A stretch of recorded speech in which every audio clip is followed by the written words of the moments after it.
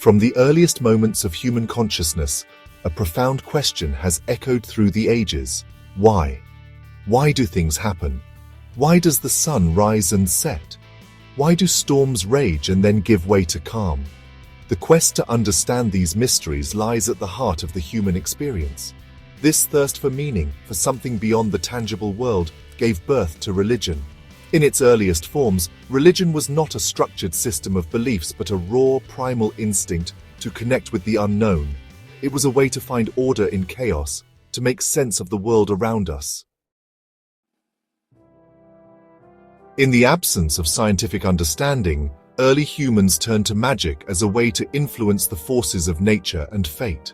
Magic in this context wasn't about pulling rabbits out of hats or performing elaborate illusions. It was a serious and deeply held belief system. Magic was the attempt to harness unseen forces, to bend them to the human will. It was a way to secure good fortune, ward off evil, and ensure the survival of the tribe. Early humans perceived the world as alive with spirits. Every tree, every rock, every animal was imbued with a spiritual essence. The wind whispering through the leaves, the crashing waves of the ocean, the rumble of thunder. These were not mere natural phenomena, but the voices of powerful unseen beings. Understanding and appeasing these spirits was crucial for survival. To influence these spirits, elaborate rituals were developed. These rituals were often communal, involving the entire tribe in dances, chants, and offerings. One of the most common examples is the rain dance. Faced with drought, a tribe would gather to perform a ritual designed to appease the spirits believed to control the rain. The rhythmic movements, the chanting, the offerings, all were part of a desperate plea for survival, a way to restore balance to the natural world. Two key principles underpinned much of early magical thinking: sympathetic magic and contagious magic. Sympathetic magic operated on the principle of similarity. The classic example is the creation of a voodoo doll, an effigy resembling an enemy. It was believed that actions performed on the doll, such as sticking it with pins, would directly affect the person it represented. Contagious magic, on the other hand, relied on contact. It was believed that objects that had once been in contact with a person or object retained a magical connection. A lock of hair, for example, could be used in a spell to influence the person from whom it was taken. In many societies, specialized individuals emerged who were believed to possess particular skills in communicating with the spirit world. These individuals, often called shamans, acted as intermediaries between the human and the supernatural realms. Shamans entered into trances, communed with spirits, and performed rituals for healing, divination, and protection.